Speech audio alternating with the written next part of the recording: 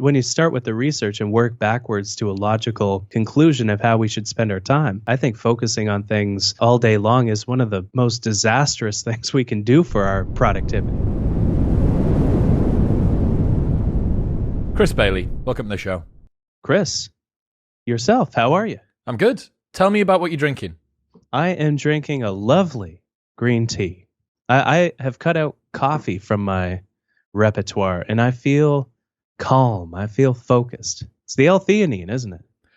I haven't had caffeine for 450 days or so now. How do you find it affects you? So I wanted to see what would happen if I cut it out at the start of 2021. Yeah. And I didn't really notice any withdrawals, none of the headaches. A lot of people talk about you getting headaches and stuff. Yeah. I would say a moderate user. So one coffee in the morning, maybe a Nocco, which is about 120 mgs or 150 mgs during the middle of the day. And then that would be it. So what's that? Probably about 200 throughout the day-ish, something like that. So I'd say that's probably a decent amount. Yeah, like a moderate amount. Stopped, no headaches, no withdrawals.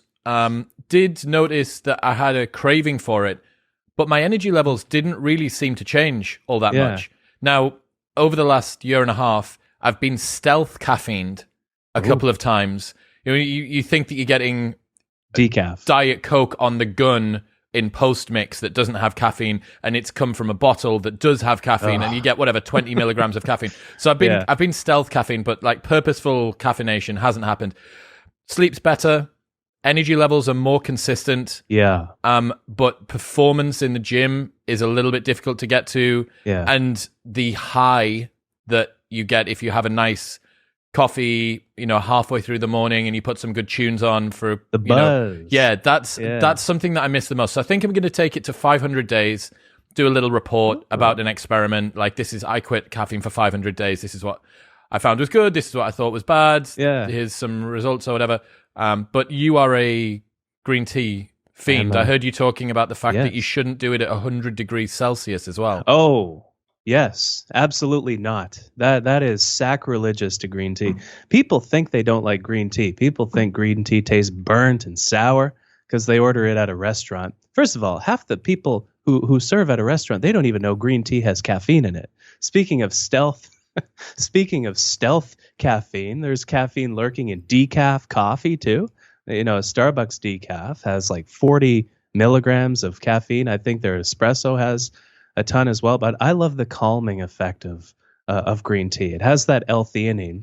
And so even if you drink a coffee, I really recommend stacking that coffee with L-theanine, the L-theanine pills, which are, you can buy them anywhere pretty much. And it dampens the adrenaline response to the caffeine consumption because caffeine increases, or coffee increases cortisol levels about 200%.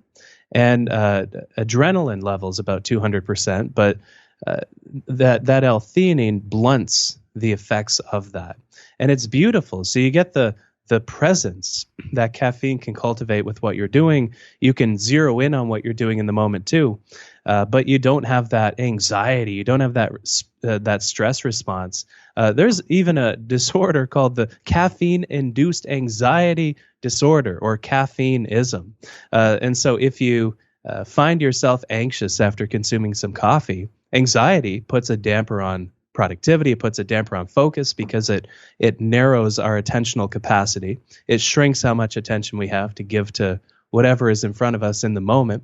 And if you find that, so it's kind of this balance, isn't it? The increased narrow focus versus the increased anxiety, which can shrink how much attention we have to give to whatever's in front of us in the moment. So that's why I love green tea. I find it gives the presence, it gives the energy, but the L-theanine in it gives the calm as well, that crushes that caffeine-related stress response. So that's why I'm a big fan of it. I drink a cup of coffee every once in a while for the buzz, like you were saying, but besides that, I'm good. I'm good with my green tea. Would you say if someone's going through a period of time where they're ambiently feeling anxious due to non-caffeinated related things, that avoiding coffee during that time might be a good idea specifically as well? Absolutely. Yeah, 100%. That's interesting. I'd never thought about that. If you're feeling a little bit anxious, if you've got some stuff coming up, perhaps consider pivoting your source of caffeine to something that isn't coffee. And mind your energy too. If you find that your energy is low at 1 or 2 in the afternoon, that might be because you have too much caffeine. It might be because you perceive more of the stimuli in your environment as a sort of stress response, which just heightens anxiety. It narrows focus, and it provides us with less of a mental capacity to deal with whatever's in front of us in the moment. This is something that I found personally, and I used to give the advice that we should consume caffeine strategically.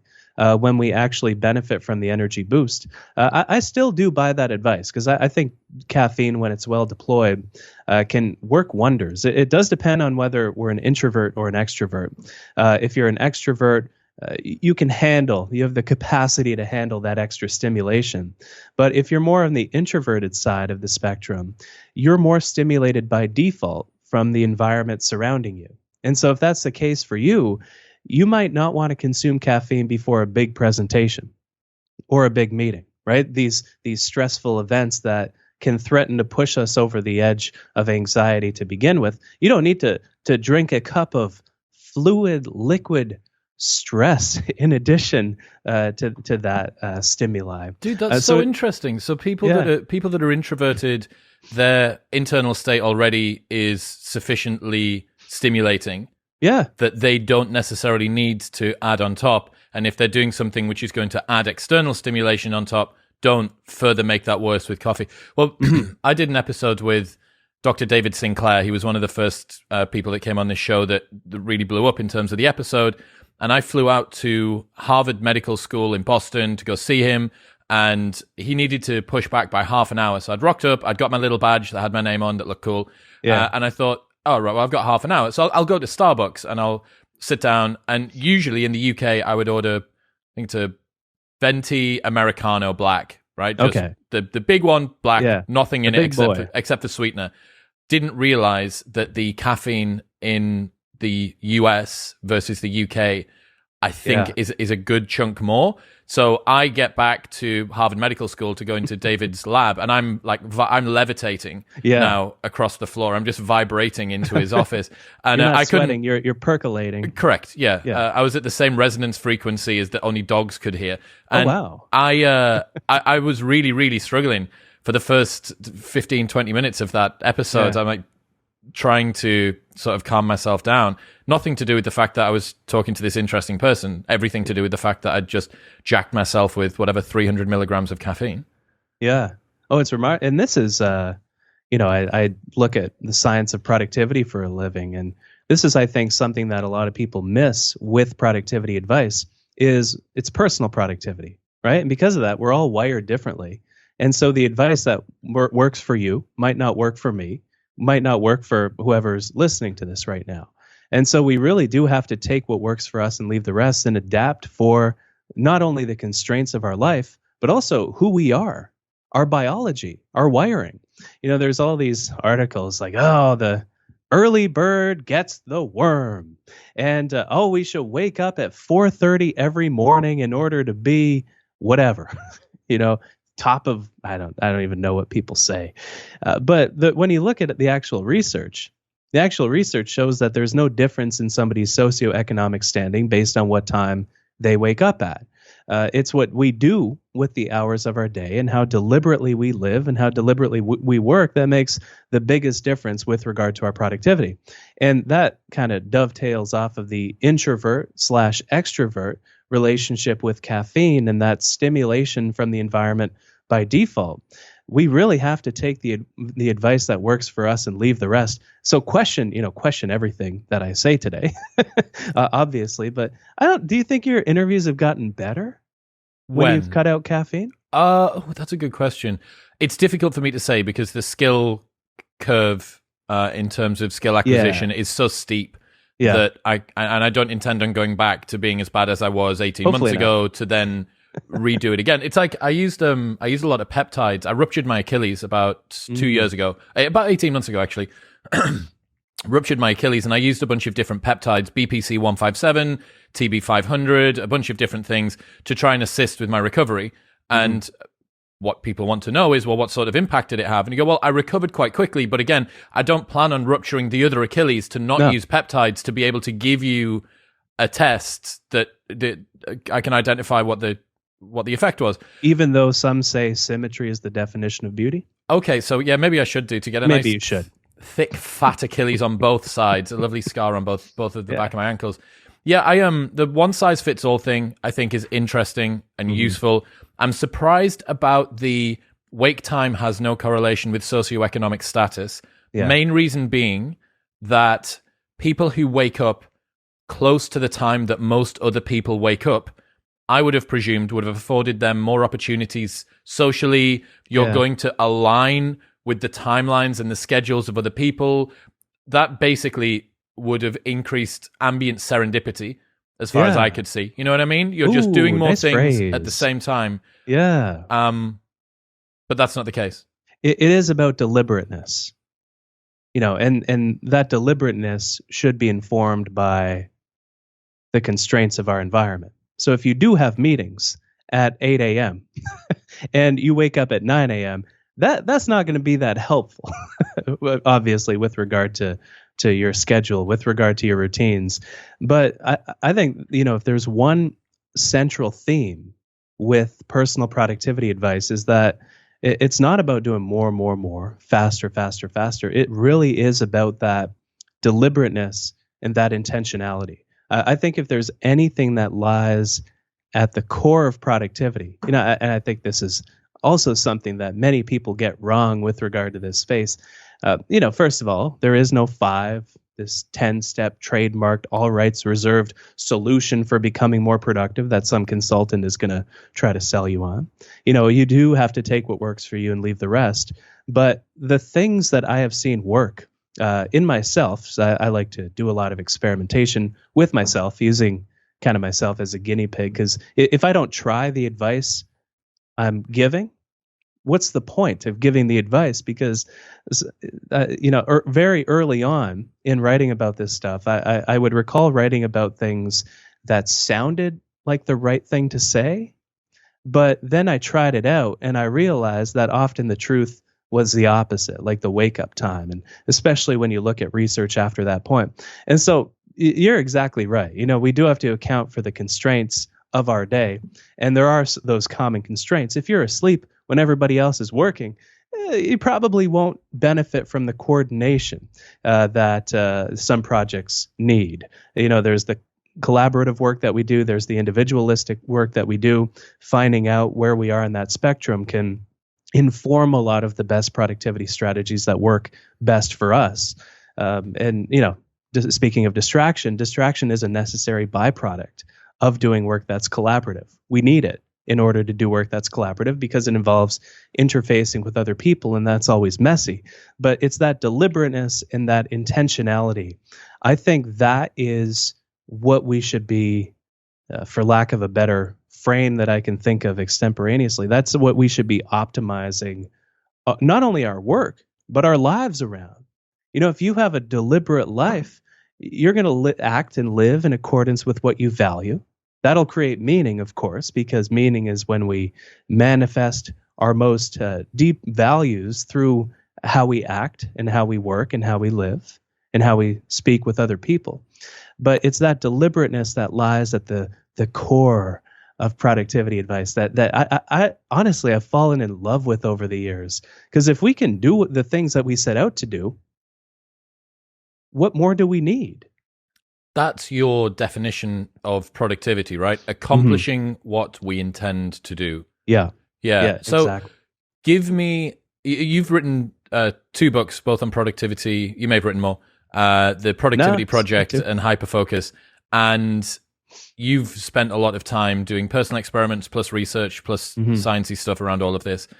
If deliberateness and intentionality are 2 of the key principles that underlie the core of the productivity approach that you've found, what are the frameworks or the supporting structures that help people to bring as much deliberateness and intentionality to their productivity as they can? Yeah, that's an awesome question. It's interesting because I don't start with some system and work backwards to the advice. My approach is usually to start with the science that I can find on this stuff. Is there much science of productivity? Well, that's the awkward part. Is you hear people talking about, oh, there's thousands of studies that show that this type of music supports productivity. But first of all, the way they measure productivity is usually more conducive to work that we did in a factory than doing work with our minds. And that's a big challenge to overcome in the research, because just because you produce something more with your time doesn't mean that you actually make a difference with your time. Just because you answer more emails, just because you work longer, just because, and to have a proper experiment, something needs to be easily measured, and knowledge work is very difficult to measure. You can write a 200-word speech, a 300-word speech. The Gettysburg Address was around that length. That changes the course of history.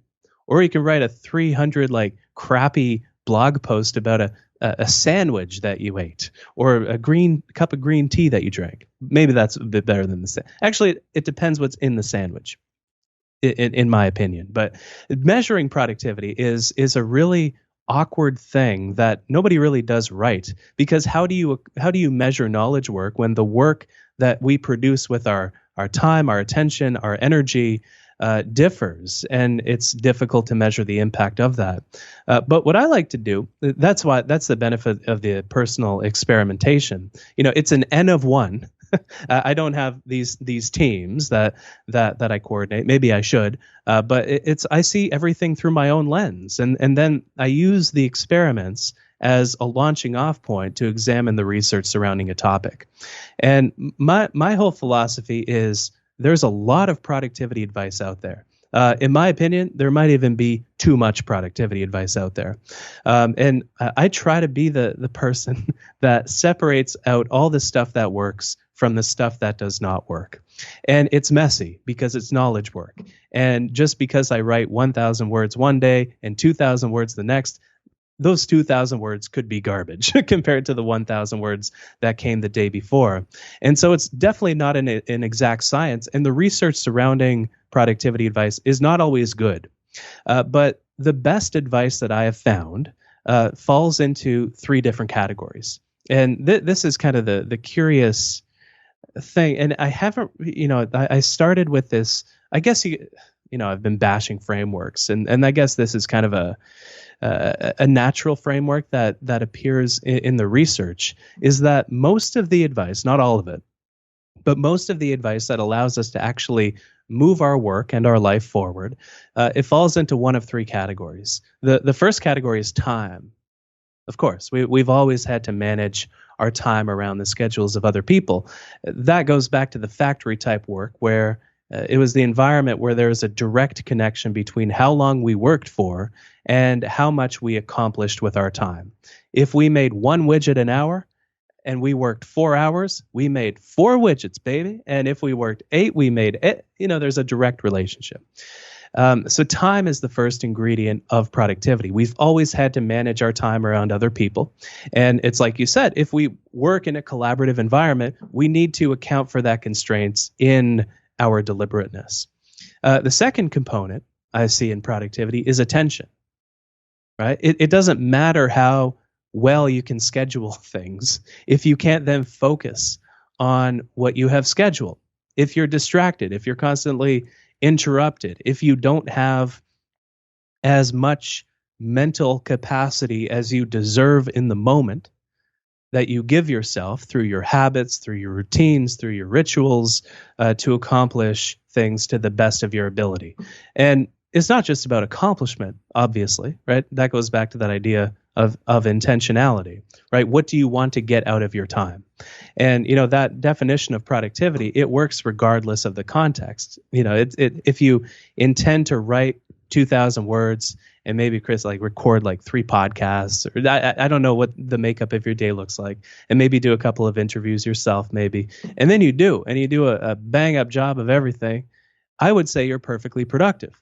And the exact same thing is true if your intention is to put your feet up on the beach with 2 pina coladas, one for each hand, obviously, and just listen to an audiobook and soak in the sun, right? Productivity begins and ends with intentionality. And I think that's how we should be measuring our productivity in the first place. And that's why it gets messy. That's why it gets messy with the research. But time, attention, those are the first two components of productivity. And I believe the third is energy, right? Energy is kind of the fuel that we have to burn over the course of the day, that fuels our willpower, that fuels our stamina, that fuels our capacity to get things done. So if you burn out at 1 or 2 in the afternoon because you over-caffeinated all week, you're probably not going to accomplish much of your intentions with that day because you're not going to have the capacity with which to do so. If you have I don't know, if you go to some Indian buffet over lunch, as I did the other day, and have a couple of delicious tiger beers and way too many plates of butter chicken and white rice, which I do not regret. I mean, let me just say, I do not regret it, but I did not accomplish much that afternoon. So energy, I think, is the third component that it's not part of I guess it's part of the framework that I like to share, but that's a common idea that repeats through the research, that these three ideas and where they overlap, if we can manage our time well, our attention well, our energy well, right? We have to develop habits, and that takes time. But if we can get to a place where we optimize all three, then we are far more likely to accomplish the things that we set out to do. Time, attention, and energy. That's right. We still have deliberateness and intentionality sitting somewhere around that. Yeah. Before we get into those three, what are the ways that you ensure that your deliberateness and your intentionality is supported on a daily basis? What a beautiful question. I have a couple of different strategies that I use, and I really think deliberateness is a skill. It's not something we're born with. It's something that we can get better at over time. The first is I have an hourly chime on my watch, on my Apple Watch, that I've disabled all notifications from because that would negate the effect of the chime. But essentially, it just taps me on the wrist every hour. And I use that as an opportunity to reflect on whether I'm spending those ingredients intentionally. And so I think, okay, what am I doing right now? And is what I am doing something that I made the decision to do in the first place? Because an awful lot of our behavior is not something that we choose to do, right? Even if it's defined by somebody else, we kind of go through the motions, and there's this automaticity with a lot of our actions that I think is a sign that we have room to grow in terms of how intentionally we live. And so that is the first. I think when that goes off, I just do a very brief reflection. Am I distracted right now? What am I working on? Is it important? Am I spending my time intentionally right now? It's become kind of second nature. And when I'm happy with the proportion, it's never 100% of the time. And I don't think, maybe not even a Buddhist monk on a meditation retreat will get to 100%. There's always an automaticity, especially when you consider that 40 to 45% of our daily actions are comprised of habits, things that we do with that automaticity. And there's automaticity has a remarkable place in our lives because we don't have to force ourselves to work out every day. We get energy back, and then we have more energy for other things. So that's one of them. The second is just a simple intention setting ritual that I do every day, where at the start of the day, I think to the end of the day and I ask, okay, what 3 things will I want to have accomplished by the time that this day is done? And it's a simple rule. And I think the best productivity advice should be, right? It's kind of like how when something is designed really well, you think, oh, that's obvious. And then everything is designed like that, like the iPhone, right? Every phone looks like an iPhone now because they got it right. And when you get something right, it's so obvious. I think behavior is a lot like that too. And productivity is like that too. The best advice, eat well, exercise, meditate, focus, tame distractions. It's all very, very obvious, and I would include this piece of advice in that bunch. At the start of the day, fast forward to the end of the day, define 3 things that you want to have accomplished by the time that the day is done. What I love about this frame is you think not about what you have to get done, but what you want. You think about what you want to be different in your life by the time you have reached the end of the day. And in that way, you make progress. You make progress every day, and you won't always accomplish the 3 things. Nobody does. There's emergencies, there's fires, there's things that arise that we have to deal with. And this shouldn't be all that you do. If you only did 3 things all day, every day, you probably wouldn't have a job after much of a period of time. But that's the point, right? Right. It's in defining what is more important than everything else that we recognize the truth about productivity, that not all tasks are created equal, right? Like take writing or maybe recording a podcast for an example, to use what we're doing right now, versus watching Netflix, right? If our intention is to make progress with our work, it's very obvious which one of those leads us to make the most progress. There's this asymmetry of importance with regard to the things that we have on our plate, and recognizing that asymmetry and using that knowledge to inform how we act and what direction we act in. So, my 3 things today, I don't have them they're in an app, but I'll recall them. So number 1 is to structure a talk. Number 2 is to have fun in a few interviews. And number 3 is to write a couple of blog articles. It's simple. There's email to do on top of all that. But those are the 3 core things that I will want to have accomplished by the end of the day. And I do 3 personal things most days as well, because then you decide every day just how balanced you wish to be.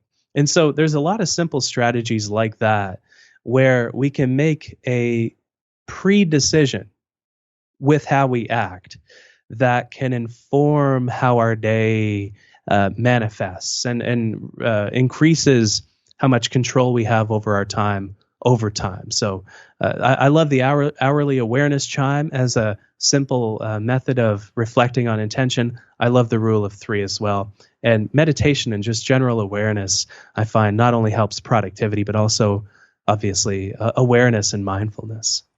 How do you ensure that the 3 things that you have set out to be intentional about during the day are things which are given priority throughout the day? Now, I understand that the hourly chime is to ensure that you're supposed to do the thing that you're supposed to be doing at the time, but that thing that you're doing right then can be email, it can be there's going to be a number of other tasks. And I think I quite like the idea of 3 things. What would I have liked to have done by the end of today to have moved me toward my goals? Because it allows for the fact that the sand that fills the cup of that day, the inevitable sort of small things, they're just going to accumulate. Like, you don't need to say, do my emails, to know that you're going to probably respond to some emails. You'll probably do it. Yeah, or go to the bathroom, or, go to the gym or whatever. Like, those things are probably going to happen anyway.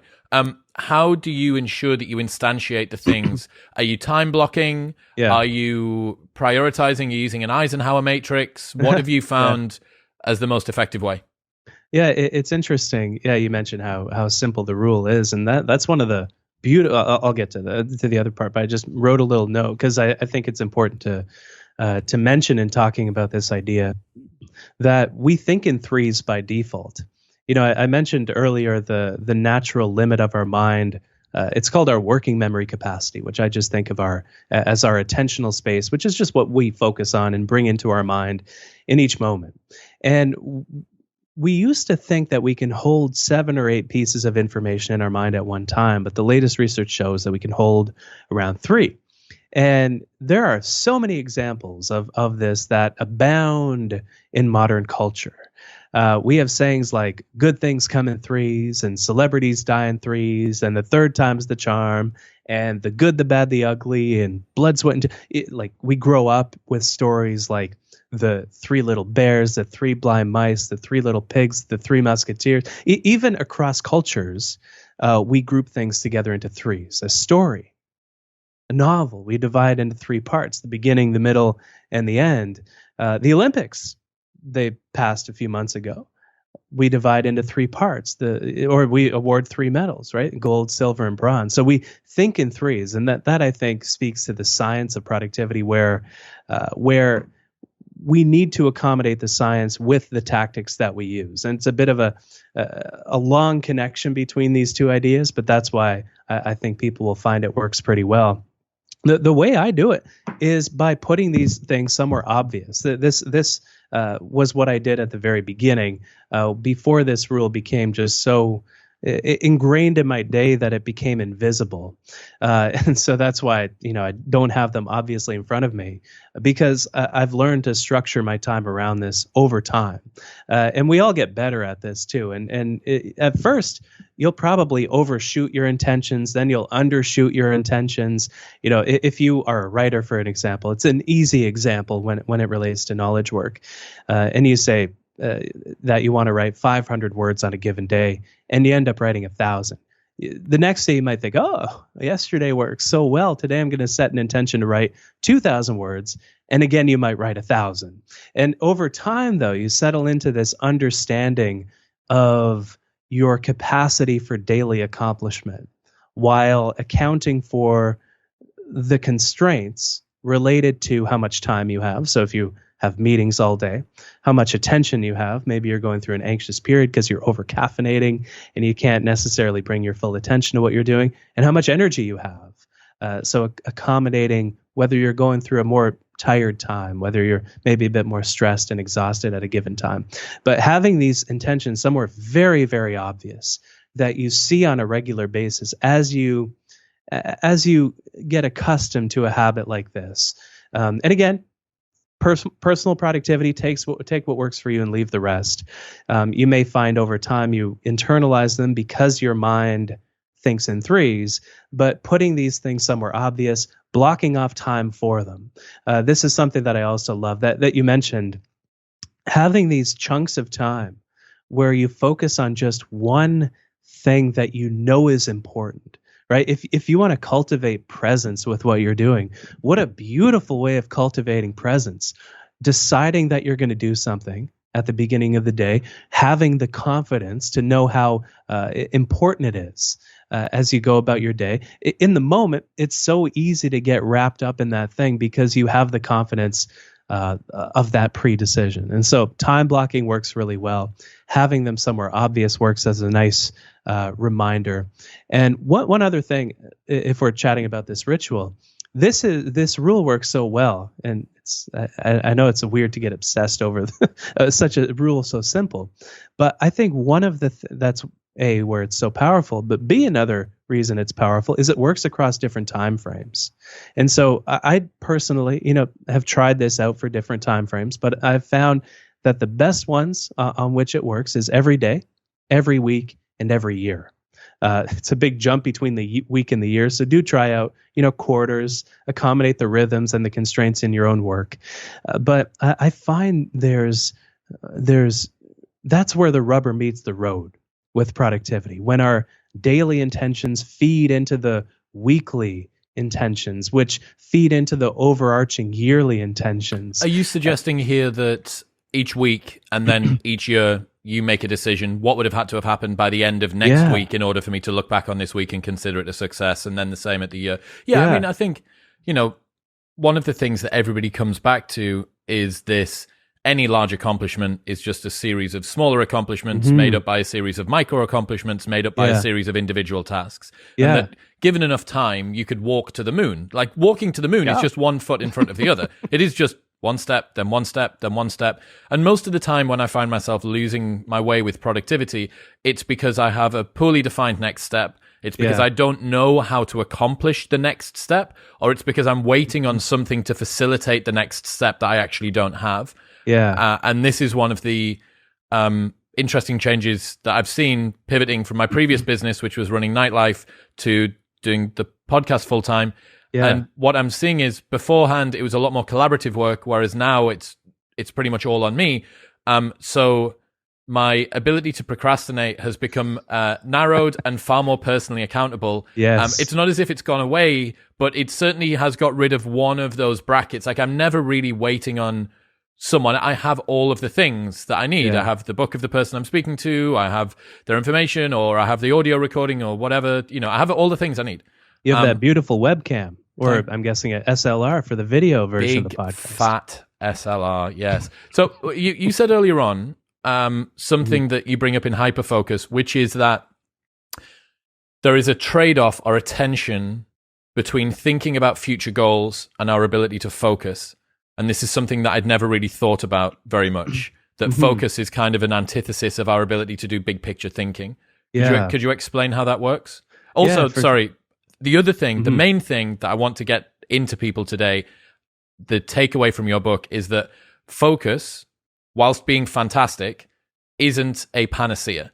It's not a cure-all. It's not the thing that you want all the time. And it's the first time that I've ever heard anybody, really ever, but certainly within the productivity space, actually say more focus isn't the answer. Because when you think about, I'm going to go and play Ultimate Frisbee later on today. When I think about that, I think, this is my time away from work. However, the point is for me to be fully focused on what I'm doing, as opposed to kind of more free-flowing and present and feeling grace and ease and joy and kind of that scattered focus that you talk about. But let's go through the trade-off between long-term thinking, goals, and focus. Yeah, and it's such a wonderful question, because I think focusing on things all day long is one of the most disastrous things we can do for our productivity.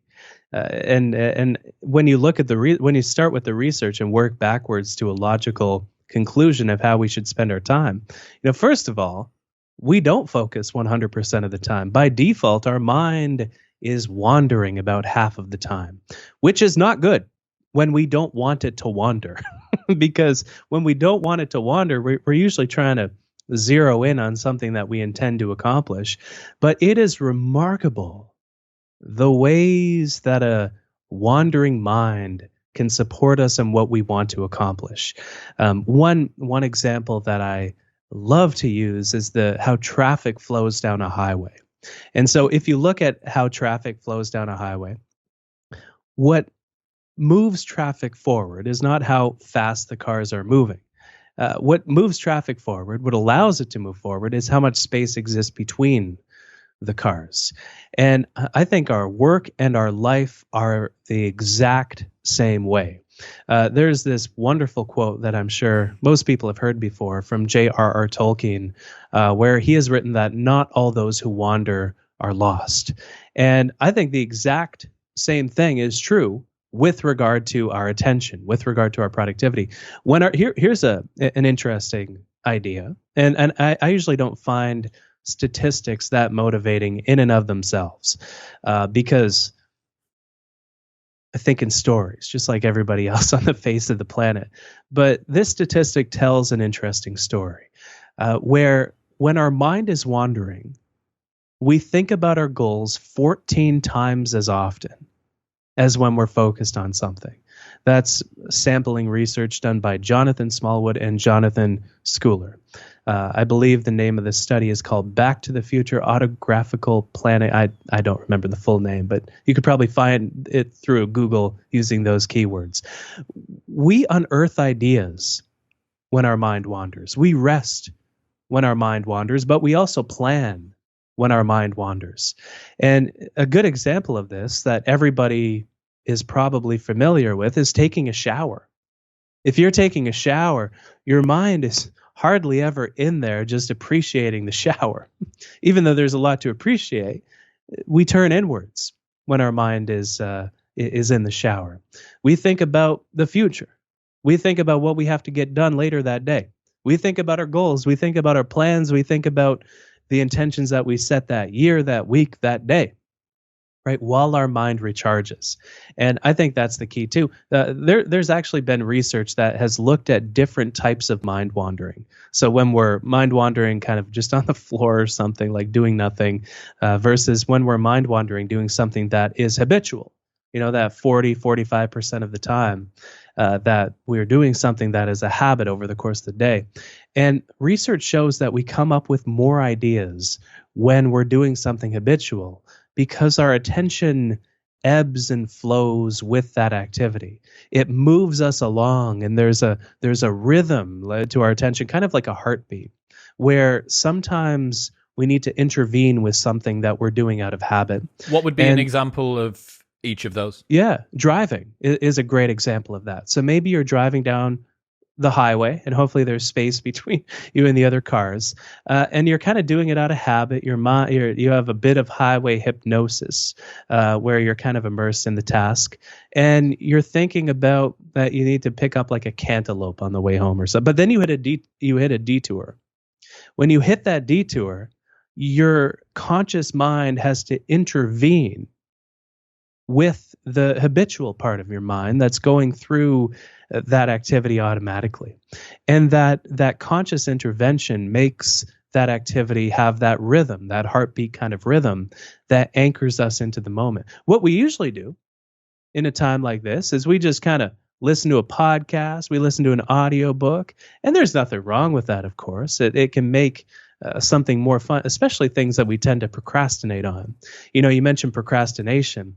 There are certain cues that certain attributes that a task can have that make us more likely to put it off. That's something, whether something is boring, frustrating, difficult, ambiguous, unstructured, lacking in personal meaning, and lacking in intrinsic reward. So the process of doing it is not rewarding.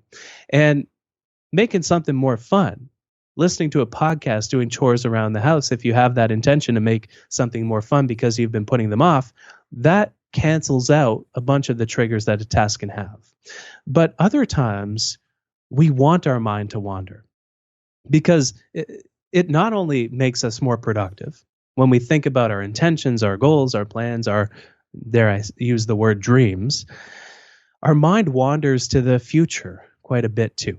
What researchers call this our mind's prospective bias. This is one of the most remarkable parts of zooming in on this idea of attention in the book that you mentioned. I won't mention the name of the book again because I hate when people plug their stuff constantly. But when you look at where our mind wanders to, our mind wanders to think about the future 48% of the time. So about half of the time, our mind is just kind of in the shower. We're driving, we're doing the dishes, we're planning, right? And 28% of the time, we're thinking about the present. This is when you're typing up an email and you can't figure out how to phrase it, so you walk across your, what do you call it, a flat, an apartment, and on the way there, when you're on your way to make a cup of green tea, not coffee, the solution hits you. And then you run back, you type up the email, you figure out how to phrase it, and you forgot about the green tea in the first place. We do wander to think about the past around 12% of the time, but a lot of that time we're recalling ideas. Sometimes we do recall, those cringeworthy memories, those stupid things that you've said. We do recall that sometimes, but most of the time we're thinking about ideas.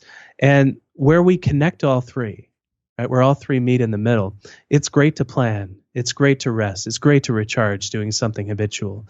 But when we connect the past to the present, to the future, to the present, to the past, to the future, and so on, we think about an idea that we heard on a podcast, and we connect that to a problem that we're facing in that present moment, and we connect that to a conversation we might have in the future. And then we think about that future conversation. When we connect all three mental temporal destinations, we arrive at ideas that we would never have arrived at if we were just focused on something. If we were on Twitter, if we were checking email one more time, there is, economists refer to it as diminishing marginal utility, where our enjoyment of something goes down. That 30th bite of ice cream is way less novel than the first, and the 31st, by God, you might be throwing up. Productivity is the same way, right? That 30th check of email is probably a lot less necessary than just going for a walk. It's mind wandering that makes that space between the things that we do meaningful. So if that's the advantage of how to unfocus, of how to relinquish our focus throughout the day, talk to me about the science and the strategies around when we need to put the hammer down when we need to actually get in. We've got a thing that we need to do. Yeah. The proposal needs finishing. The podcast needs editing. The article needs writing, whatever. Yeah.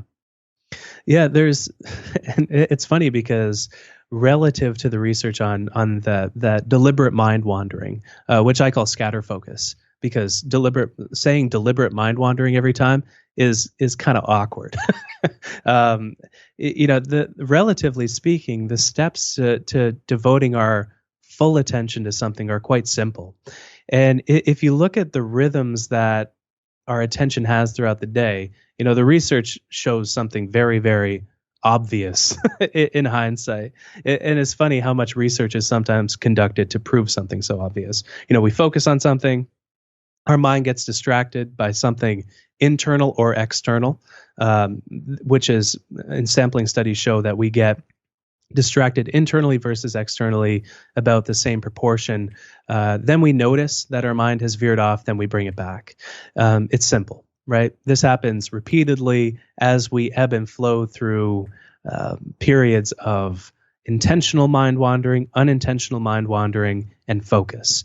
The mind wandering, again, about half of the day, focus the other half. So we can combine this with some ideas from the science of intentionality, which I find to be interesting and something I'm planning on doing a deeper dive into in the future too. We can choose, first of all, what we want to focus on. And ideally, that's something that is productive. And so it produces something that will lead us to make progress that we want, or something that is meaningful, right? An experience that we want to live fully, right? Because that's what life is, right? Like, what's the point if we're not going to just have this deep presence with what we're doing, if we're just running from one moment to the next? So the pre-decision, for lack of a better term, the choice, that's where intentionality comes in. Then ideally, here's the thing about obstacles as it relates to anything, goals in general, focus too. Obstacles are infinitely more difficult to deal with when they come up compared to dealing with them ahead of time. And so you mentioned working out a time or two. That's a good example of that. We all have fitness routines or fitness ambitions. And the truth is, if you have a period of travel coming up, anticipating that period of travel and how you're going to work around it will prevent your workout routine from falling through the cracks. But if you scramble to find a gym right when you land in New York City, you'll probably not end up doing much at all unless you have some external cues like your Apple Watch is telling you to close your rings on that particular day. So the second step is eliminating as many external distractions and interruptions as you can, but also internal distractions and interruptions. Keeping a distractions list, if your mind veers off to think about something that you have to do as you focus on something, is one powerful way. What's a distractions list? Yeah, I have many pages of distractions here. It's just a list of anything that you want to do that isn't what you have intended to do. So if you really want to focus on something, you set a timer for however long you want to focus on something, and your mind will go all over the place. You'll think about somebody you need to email. You'll think of somebody you need to follow up with. You'll think of something you need to buy on Amazon. You'll think of the fact that you need to buy cantaloupe on your way home tomorrow. When those things arise, you put them on the distractions list so that when your focus timer goes up, and the duration of which will increase over time as you get better at this skill of deliberateness. When that timer goes off, you can tend to what's on your distractions list so you don't veer off track. What's the difference between that and a capture process from GTD? Nothing. Right. Nothing. Okay. Cool. Yeah. Cool, nothing cool. at all. People that are listening will probably be familiar with getting things done. Have you had David on the show? David's been on the show. Oh, he's great. He's absolutely fantastic. He was the one that introduced me to a vertical bookcase. So he's got in his office. He's got a vertical bookcase which has a copy of Getting Things Done in each of the 73 languages. 73. Some insane number of languages it's been translated into. Wow. And he had this bookcase, and I was really impressed by it. And then I ended up buying 2 of them. So, David, if you're listening, thank you for the suggestion about the bookcase. Send me a link after. Yeah, it's absolutely dope. It's the coolest thing. That with a Philips Hue strip up the back of it, a little bit away from a wall, and you've got what looks like a vertical tower of books, like a halo with a halo around. Gorgeous. It's good. Well, at least I think it's cool. Right.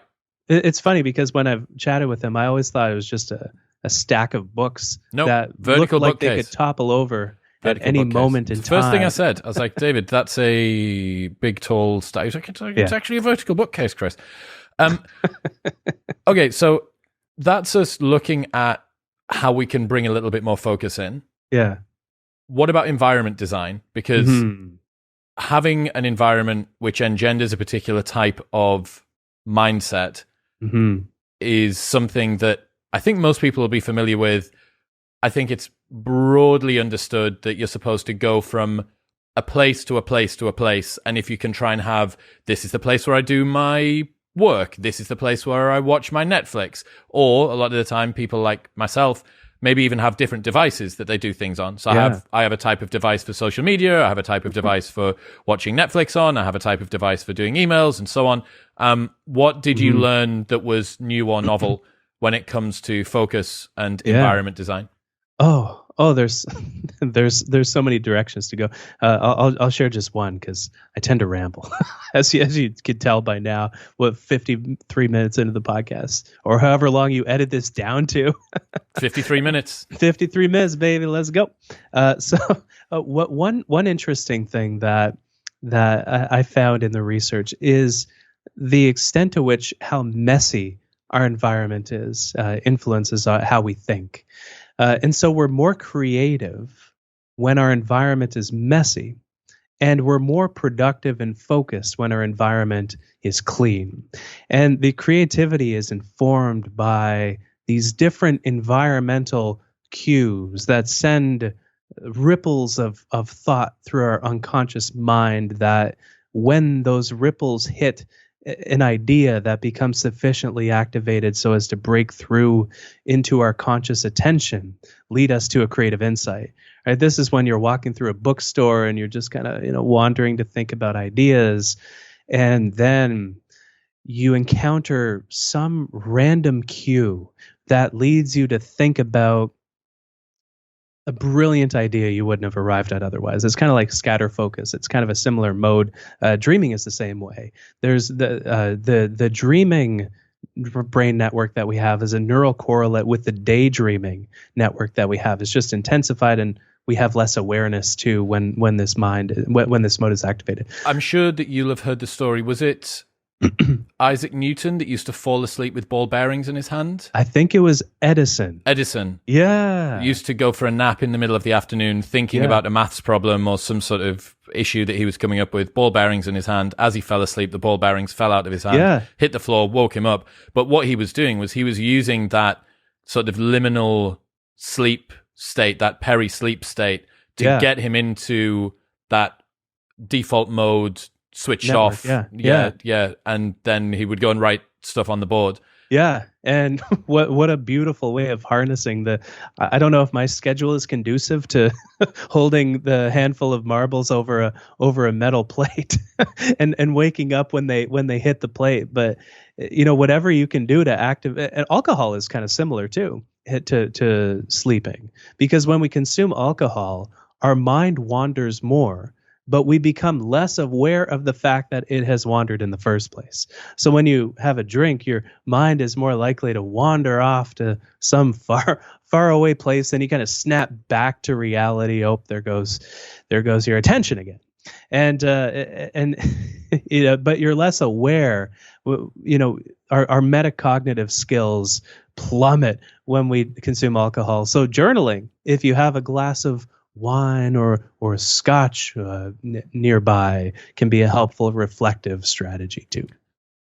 Go back through what you said a little bit earlier about the elements that make it more likely that we're going to put a task off, because I think that structural identifier for a lot of people will be they continue to come up against things that throughout their week procrastination is like inbuilt into them doing the task, even if the task is routinized. So what are some of the common ways that tasks can be structured in a way that makes us want to put them off and also give us some solutions. Yeah, for sure. So those are, I'll try to recall them. This is a true test of whatever, I don't know. This is a true test of how good of an editor you are on the pod. No, I'm just kidding. I'll try to do it. So those are whether a task is boring, whether it is frustrating, so the process is tedious, whether it's difficult or ambiguous. Those are set. So whether it's difficult, whether it lacks personal meaning, so we can't connect with it, whether it lacks intrinsic rewards, and whether it is ambiguous or unstructured. So the process of doing it is not rewarding in and of itself. And so you can look at something like doing our taxes as a really good example, or, you're a business owner, but bookkeeping is another good example of this, where that's boring, that's frustrating, that's difficult. There's no meaning in paying taxes unless maybe you find meaning in that. It's ambiguous. This is why the $500 billion tax prep industry exists in the United States. Netflix, not boring, not frustrating. This is why we engage with Netflix as we put off other things, because it's kind of the opposite of this. But what we can do with this knowledge is we can look at something that we're putting off and we can compare how we relate to that task, because it's about us, right? Two people can relate to a task completely differently. We all have different interests, and we'll have to adapt for that. But we can look at what triggers a task sets off in order to connect with why we're putting something off. And so that's kind of the first of all, the awareness of why we're putting something off in the first place. But it's like, I think you mentioned this a bit earlier, defining the very next thing you have to do to move something forward. That's a simple strategy, but it works because it disables a few of those triggers. It makes something immediately more structured. It makes it immediately less ambiguous, and a few of the other ones as well.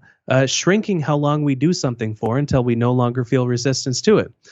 This works really well for meditation, which is in itself a process of understanding the resistance embedded within the depths of our mind. We can shrink how long we meditate for. This is an idea that I found from my friend John Kropp, who teaches meditation to lawyers. What he'll do is he'll guide people through, okay, do you want to meditate for half an hour? No way in hell the thought of it puts me off. Okay, what about 20 minutes? No. What about 50? No. 12? No. 10? Maybe I could do 10. And so you meditate for 10. And in the process of understanding that resistance and getting to a level that is just beneath it, first of all, the resistance we have to doing things is stacked at the very beginning of a task. It's jumping in a cold pool. Once we do so, we acclimate very quickly. But understanding that resistance and working with it makes something more structured, less ambiguous, less frustrating, and we see that there's an end in sight. And so the process becomes a bit more rewarding too. One other random idea that comes to mind is connecting with our future selves. So our future self is ourself, but from the future. It's just ourselves in the future. And so when we put something off, we're giving it to ourselves to do, our future selves to do. And here's the interesting thing, speaking of the science of productivity a little bit, if you were to wheel somebody into an fMRI brain scanning machine and you ask them to think about themselves in the future, but also just a total stranger, like, I don't know, Taylor Swift comes to mind because I've been listening to her music all day as I've been writing. Great, simple music. What you would find is the two brain scans would be virtually identical to one another. For most of us view our future selves as a stranger. And what this does, and this is a measure called our future self continuity. So it's just a measure of how tight we are with our future self. If you find that you continually put things off to tomorrow, when you give it to your future self, you need to raise your level of future self continuity so that you don't feel as though the things you're putting off are something you give to a stranger like Taylor Swift to do, so that you have this connection to this timeline of your life. And so a couple of ways of doing this. One of my favorite, actually, this is a video podcast, so I can get the picture. And you can edit out the dead air in the audio. What? Look at the production quality over here. This is a picture that people when they visit my office here, they first of all they think, wow, this guy's really full of himself, because he has a picture of himself across the way there. But then they see the picture and then they think I'm just a weirdo. This is a picture of me created with an app called Aging Booth. And there's another one called Face app that does pretty much the same thing. It can show you what you're like in the future. They have done studies where they put somebody with a control group, obviously, and they give somebody a live projection of their face, but the projection is aged 20, 30 years into the future.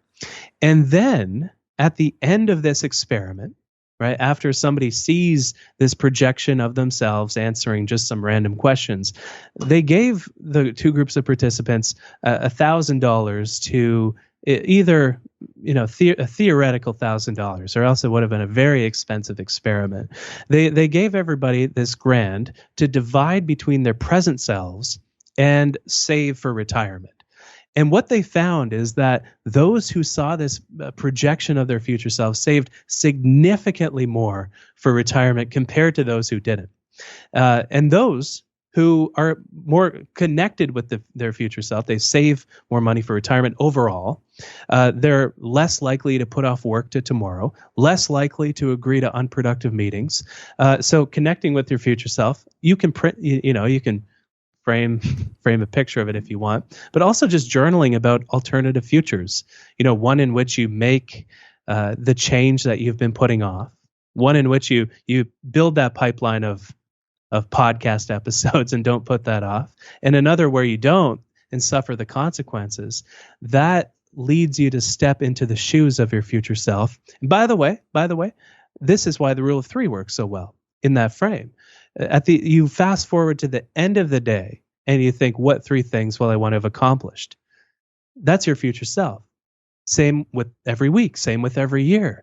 It's in bridging the gap between where we are and where we want to be that we overcome procrastination, that we get to where we want. And so, understanding the triggers, connecting with our future self, creating a bit more structure by defining the next thing or shrinking resistance. One final way is to list the costs of putting something off. And so the fascinating thing about procrastination is it is a purely visceral and emotional reaction to something that we do not want to do. Like, there's no logic embedded within the construct of procrastination whatsoever.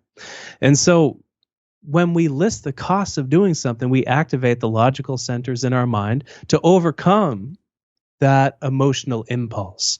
There's a procrastination researcher named Tim Pitchell who describes procrastination as when we give in to feel good, when we give into that emotional, instinctual part of us. And by firing up that logical prefrontal cortex in our mind, we overcome those impulses. So long ass answer, I know, but that's a bit of a geek out on the psychology of procrastination. I think it's important. Mm-hmm. A question I've had in my mind for a little while. Do you think that people who think about productivity are happier on average than the people who don't? No, I don't. And I would agree in my experience. I think it relates to savoring. People who focus too much on accomplishment. I think accomplishment focus drives productivity focus often, because it's like you said. Productivity is in service of the thing, right? Exactly. It's like you said, our micro actions contribute to our goals overall. There's actually been studies that are conducted in this field of savoring research, where they found that the wealthier somebody is, the less likely they are to savor their lives. And savoring is, just when we enjoy something in the moment. And it's the process through which we convert experiences, positive experiences, into positive emotions, right? When you have this cup of green tea and you enjoy every sip and you find yourself present with every sip, that creates meaning, right? When you enjoy the things in your life that are good. But the research shows that the more accomplishment driven somebody is, the less likely they are to enjoy their lives, the less time they spend savoring. Savoring is a skill that we can get better at over time. But I completely agree that the more driven somebody is, the more ambitious, especially to achieve traditional measures of success somebody is, the less happy they are. Yeah. That seems to be the case, I think. So there seems to me to be a undercurrent at the moment of new wave productivity / lifestyle design writers, coaches, influencers that are taking a much more holistic, broad frame view. I think you would fall into that. I think that Ali Abdaal's new book is moving toward that. But you see everybody kind of enter this world in the Gary Vaynerchuk, hustle and grind until your eyes bleed. That kind of GTD, how many things can I get out of my day? I'm going to delegate. I'm going to have my system set up, so on and so forth, right? How much can I automate and how much can I just brute force achieve? Yeah. And then over time, you realize that if the goal of productivity is to do the thing that you intended to do, and the thing that you intended to do is to live a life which in retrospect you're glad you lived, all of the things that you take on the step to do that they're all not in service of the end goal of actually being happy or living a meaningful life. Yeah. And I do think if I was to be able to bet on a prediction market for this, I'd say that there's probably a pretty high likelihood that you're going to see a movement toward this holistic high performance, more fully rounded productivity view that the satisfaction that you get from getting things done and from moving yourself towards your goals is important. Yeah. That is only correct when it's mediated by moving yourself toward goals that you genuinely want. So working out what you want, working out what you want to want, working out how your intentionality and your deliberateness on a day-to-day basis ensures that the things that you do move you toward it. Then only after you've done all of that, do the actual tactics around implementing something that facilitates all of the layers that are above it, only does that then come in. And then finally, you need to be able to have the off switch as well. Yes. So we've had this big bulk of productivity work, which has come out over the last sort of 10 and 20 years, which is really easy to read. Cal Newport's Deep Work, seminal books, like awesome, really great books. Amazing books. And yet there is this whole other side of what's this in service of? What are you doing outside of this? Does this contribute to your long-term goals of happiness and meaning? Is it making the world a better place? All of this stuff, I think, is what's next. And I'm hoping that the question of are people who think about productivity happier on average will be flipped, because what exists under the umbrella of productivity in 5 to 10 years' time should hopefully include people who have worked out how to optimize their off time, who have worked out how to optimize their intentionality, their deliberateness, their micro actions contributing to their long-term goals, their scattered focus, their, all of that stuff. Yeah. So I think that the more holistic and the more wide-ranging it is, the better it'll get. But I would agree that at the moment, we're not quite there. Yeah, and I think what would define this field as being holistic is that the values that we manifest through our actions and through our pursuit of productivity aren't just related to cold accomplishment, which doesn't really prove to be a satisfying end in and of itself. You can always accomplish more. There's one study that I encountered that asked everybody of all incomes how much they wanted to make to be happy. And no matter how much somebody made, they said 50% more than what they already made. And that includes the wealthiest people that were surveyed. And I think that's indicative of something deeper, which is that the problem is not that the problem is the pursuit of more at all costs, right? And that's pure It's all about what values you're manifesting through that pursuit of productivity. I think if the values you're manifesting are greed, are just attaining more of everything that you have because your life revolves around dopamine, which is what propels this pursuit of more, but also propels us toward distraction, right? Seeking more of everything that we have, including more money, as well as just checking Instagram more, are directly related because both are the result of a mind that is overly dependent on dopamine. I really hope we see going into the future. I'm going to try to do this in my own work as well. I, in fact, just handed a book in last week about this more holistic. Holistic's the best word I can come up with right now. But this warmer, this friendlier, this more meaningful. It's a more global view, I think, of what people want out of productivity. Dude, I mean, you're in the position to do it. People like you and Ali and Cal have the opportunity to use the influence to not only be able to get people to do lots of things, but to actually understand what it's in service of. I'm like I say, if I could put some money down, I'd put a good bit of cash down that I think this is the next big sort of push that we're going to see. You have this sort of swing, right? Like a pirate ship. Yeah. You have intensities up to one side, you have intensities that come back to the other, and then you find somewhere in the middle that is about the right level. And I think that hopefully we're going to see, counter to some great productivity books, we're going to see some sort of anti-productivity, or what do you do outside of it? And then those two blended together. So the next 5 to 10 years, I think, of writing in this space is going to be really cool. And you're well positioned to do it, man. So whatever it is that's coming out next, I'm excited to see it. I can't wait. Chris Bailey, ladies and gentlemen, if people want to check out what you do, where should they go?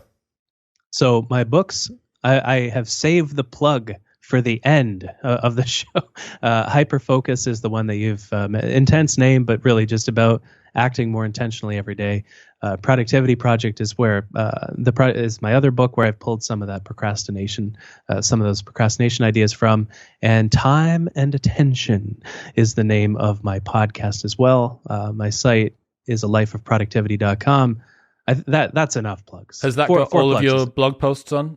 Yeah, and they're all up there for free. There's an annoying newsletter pop-up that you need to X out of, but everything is ad-free. And, I put it out there for, because I kind of, my whole business model is I share whatever I can freely in the hopes that people will either buy the books or book me for a speaking gig, because those are the main revenue sources, and then try to give out as much as I possibly can for free outside of that.